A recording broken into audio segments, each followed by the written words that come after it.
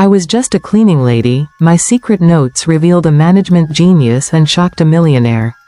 Welcome back with a new real shock story. Before we start, comment and tell me which city you're watching from. At the end, don't forget to subscribe and rate it from 0 to 10. Let's enjoy the story, everyone.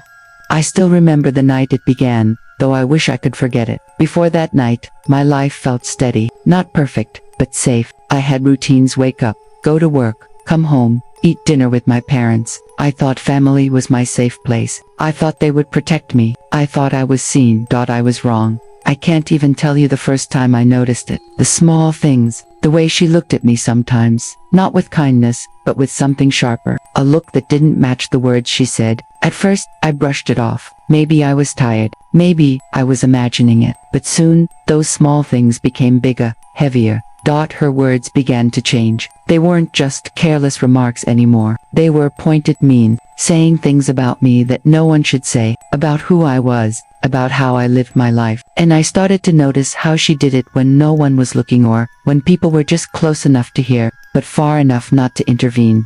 I tried to speak to my parents about it. I thought they would understand, would stand up for me. But every time I brought it up, they brushed it aside. Sometimes they would say, "It's just stress, Alec. Don't take it so seriously." Sometimes they wouldn't say anything at all. The silence hurt worse than her words. I could see it in their faces. They heard me, but they chose not to act. That silence became heavier with each passing day. It followed me into my room. It followed me to work. It followed me everywhere. It was like living under a shadow I couldn't escape. Every time I heard her speak, that shadow grew. I stopped laughing the way I used to. I stopped speaking freely. I started shrinking into myself. And then the night came when everything changed. I was home later than usual. My heart was tired, my body heavy from the day. The house felt different, quieter. Even the air felt thicker somehow. I heard voices in the living room, low and sharp. I didn't need to hear every word to know it wasn't a normal conversation. My heart started pounding in my chest. I stayed quiet. I didn't want to interrupt, but something inside me told me to listen. I crept closer. Her voice was cutting, deliberate. I could hear my parents too, their voices low but not protective. My chest tightened. I froze in that moment. I could feel the air between us, heavy with things unsaid. And then I realized they weren't stopping her. They were letting it happen, watching quietly. That night, I learned something I didn't want to believe. I learned that sometimes the people who are supposed to protect you choose silence instead. And silence is not safety. Silence is betrayal. I remember going to my room and sitting there, trembling. My hands wouldn't stop shaking. I kept replaying every word in my mind, over and over again, as if trying to find where it all went wrong. But the truth was, it didn't go wrong in one night. It had been going wrong for a long time. I just hadn't been able to name it. I didn't sleep that night. I lay there, staring at the ceiling, feeling like my world was collapsing quietly. It wasn't the noise that broke me. It was the silence. I didn't know it then. But that night was the beginning of something much bigger, something that would change me forever. Because what I didn't understand at the time was what she was doing to me wasn't just personal. It was part of something deeper, something that happens when voices are silenced, when pain is ignored, when injustice is left to grow quietly, and I was living it. The next morning, nothing felt the same. I woke up and the sunlight spilling through my window felt heavy, like it was pressing down on me. I tried to move the way I always did: wake up, get ready, go to work, but even those small routines felt impossible. I kept hearing her voice, the way she spoke that night, like a blade slicing quietly through my skin. At work, I couldn't focus. Every sound, every movement felt sharper, more intense. I kept checking my phone, thinking maybe they had called me, my parents, but there was nothing, just silence. By lunchtime, I was exhausted, not just tired from lack of sleep, but tired from carrying something invisible that no one else seemed to notice. I found myself watching people around me, how they smiled, how they argued, how they defended themselves. And I wondered, why was it so hard for me to defend myself? That night, I tried to speak again. I waited until dinner. The table was quiet, the kind of quiet that carries tension like smoke in the air. I took a breath, and I said her name softly. My mom said things last night, hurtful things. My voice cracked. My hands tightened around my fork. My father glanced at me once, then looked away. My mother didn't say anything. The silence felt heavier than before, "It's not just words," I said quietly, my voice trembling. "It's the way they make me feel. Invisible. Unwanted. Still silence." I felt like shouting. I wanted to scream until they listened, but something inside me kept quiet. Maybe it was fear. Maybe it was knowing that silence had already won. The days after that got harder. I began avoiding her, avoiding the living room, avoiding eye contact. I stopped sharing anything about my life with them. I felt like I was disappearing in my own home. I didn't know how to speak up without breaking. Then came the evening when everything escalated. I was in my room when I heard voices again. This time, louder, anger. Not just hers, but theirs too, though quieter, almost reluctant. I stepped closer to the hallway. My heart was pounding so loud I thought they could hear it. They were talking about me, not as me but as if I wasn't there. As if I were a problem to be solved. I heard her say something sharp, something about my worth. My parents didn't disagree. They stayed quiet, but I could feel the weight of their silence. Something in me broke that night, not completely but enough. Enough to make me stop pretending I could ignore what was happening. Enough to make me understand that this silence was not just a pause, it was permission. That night, I decided I had to face it. Face her, face them, even if my voice trembled, even if it hurt, even if I had nothing left but my own courage. The next day I spent hours preparing what I wanted to say. I wrote it in my head 100 times, each version filled with pain and fear. But still, I rehearsed it. I needed them to know, not just the words, but the truth behind them. When dinner came, I sat at the table, with my heart pounding. I could see her eyes on me, sharp and calculating. My parents looked distant, tired, like they had already decided what side they were on. I took a deep breath. "I need to talk," I said softly. And for the first time in months, I didn't look away. I told them everything. The way she spoke to me, the things she said, the way it felt to be ignored. I told them about the silence, how it hurt worse than any words. I told them I was tired of being invisible. I waited for them to speak, to defend me, to comfort me, but they didn't. They stayed quiet. That silence was louder than any argument, and I knew then that this wasn't just about hurt feelings anymore. This was something much deeper, something I could no longer ignore, something that would change my life forever. The days that followed were heavy. I walked through my home, as if I were treading on glass. Every step careful, every word measured. I wanted to speak, but I was afraid. Afraid of what would happen if I opened my mouth again. Afraid of the silence that might follow. It was strange how silence could feel like violence. How it could fill a room with something cold, heavy, and unshakable. I started avoiding dinner. I stayed in my room more. My parents didn't ask why. They didn't push. They just let the distance grow. I began to feel like I was living inside a shadow of myself. It wasn't just about her anymore. It was about how all my family stood by without stopping it, without speaking up, and it was eating me alive. One evening, I overheard her talking to my father in the kitchen. I wasn't trying to listen, but her voice was sharp enough to slice through the walls. I could hear her saying something about me, how I was too sensitive, how I took things too personally. My father's voice was low, almost dismissive, but she kept going. The words were heavy, cruel, and deliberate. Something inside me snapped. I stormed into the kitchen. My hands were shaking. My voice trembled so badly I barely recognized it. "Why?" I said, the word barely escaping my lips. "Why do you do this to me?" They both froze. My mother looked away, and my father didn't answer. The silence between us was louder than any argument could have been. I could feel tears forming, but I refused to let them fall. Not yet. That night, I lay awake thinking about what happened. I felt exposed, but also strangely alive. For the first time, I realized this wasn't something I could hide from anymore. This wasn't something I could carry quietly. The truth was, her words were no longer the worst part. The worst part was their silence, their decision to let it happen, and that realization hurt more than anything. Over the next few days, I became quieter in the house, but inside me, something was changing. The fear was still there, but so was a growing fire. I started writing again, pouring everything into my journal. Every insult, every look, every moment of silence. I wrote until my hand ached, until my chest felt lighter. But writing was not enough. I knew it.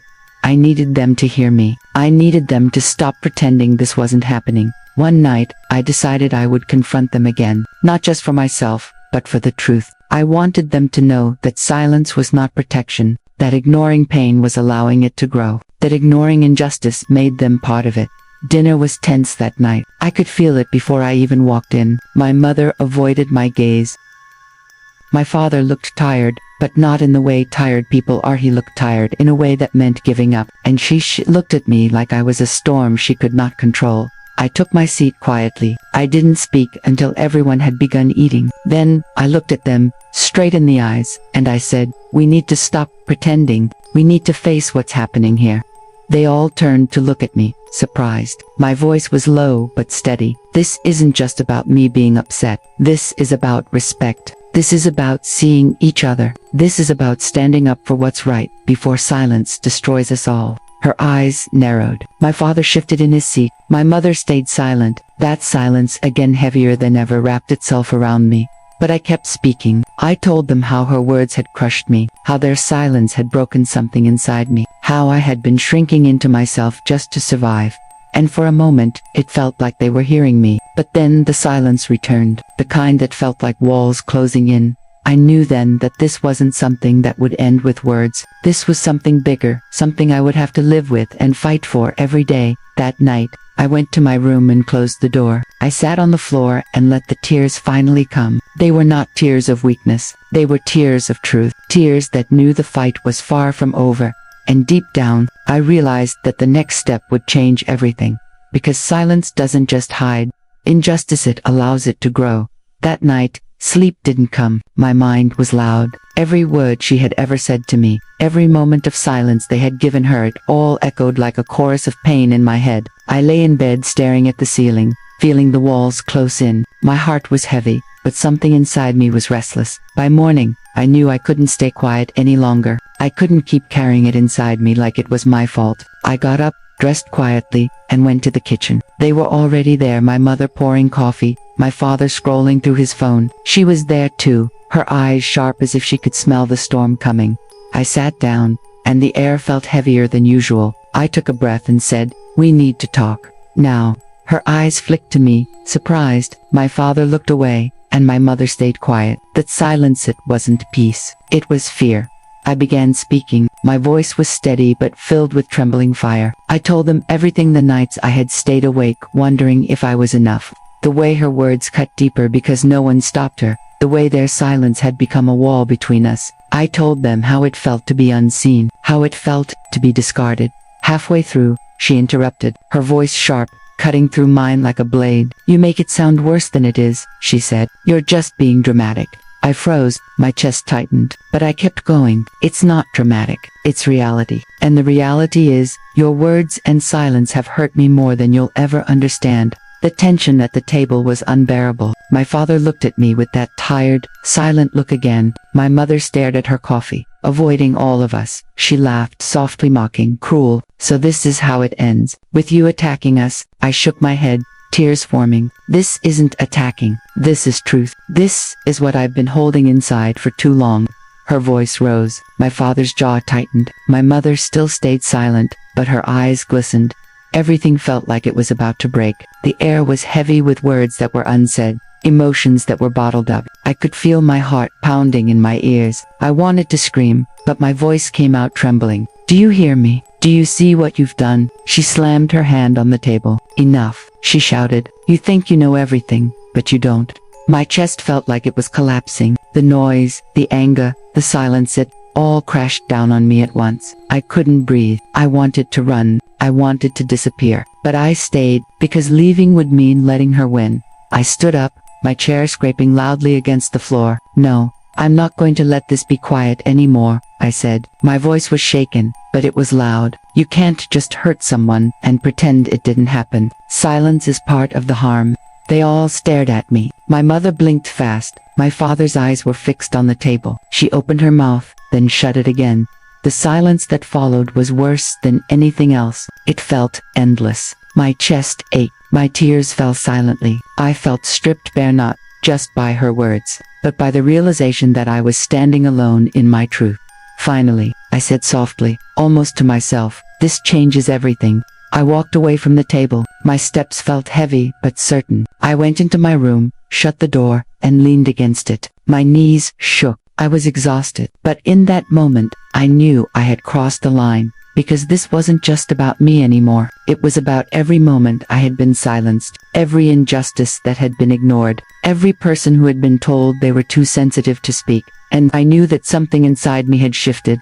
I wasn't just Alec Rose anymore. I was a voice. And that voice wasn't going to be silent again. The next morning, I woke up with a strange mix of exhaustion and relief. My chest still felt heavy, but it wasn't the same weight. It was lighter in a way I didn't expect. Like I had carried it all out into the open, even if it had cost me everything at that table the night before. I didn't speak to anyone right away. I just sat by my window, watching the light shift slowly through the trees. The quiet felt different now. No longer a silence that swallowed me, but a silence that demanded I reflect. When my parents came into the kitchen later that day, there was no rushing words, no pretense of normalcy. It felt like we were all carrying something we couldn't quite name. My mother avoided my gaze again, but this time it wasn't the same as before. There was an unspoken tension. My father kept his eyes fixed on his coffee mug, but he didn't leave the table. She was quiet too, but I could tell she was thinking, maybe for the first time. For me, something had shifted. I realized the fight wasn't just about the words she said. It was about the silence that allowed them to stand unchallenged. It was about my parents not stepping in, and it was about breaking free of that silence, even when it terrified me. I began to understand that silence wasn't protection, it was permission. Permission for harm to continue. And now, I didn't want to give it any more.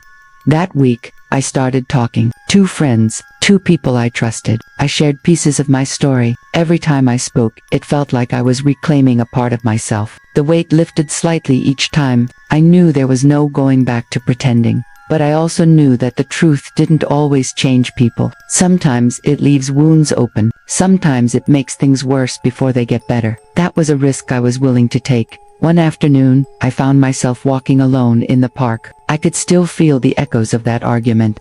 But there was something in the air that felt different, like I had stepped into a moment where change was possible. I whispered to myself, this is the moment that matters. Because it wasn't just about me. This was about every person who had ever been silenced. Every person who had been told to ignore the pain. Every voice that had been crushed by silence. I thought about how injustice grows quietly, without confrontation. How silence can be louder than any words. And I realized that standing up wasn't a choice anymore. It was a necessity. I knew my path forward wouldn't be easy. There would be nights like before, where silence threatened to swallow me whole again. But I also knew I had to keep speaking, keep telling my truth. And maybe, just maybe, my voice could become part of something bigger, something that made a difference. I walked home that evening with my shoulders straighter. The air felt sharper, cleaner somehow. I knew the fight wasn't over, not for me, not for anyone. But for the first time, I felt ready. When I stepped inside my home, I heard my mother in the kitchen. She spoke softly, not looking at me, but her voice was different, less guarded. Alec, we need to talk. I paused. My heart beat faster. I nodded quietly. I wasn't sure what would happen next, but I knew one thing. Silence would no longer decide my story. And as I walked toward her, I thought about the truth. I had finally found the truth that still burns inside me today. Silence isn't peace. Silence is surrender. So I will never surrender again, because my voice matters, because your voice matters. And the question now is, how long will the world keep listening in silence?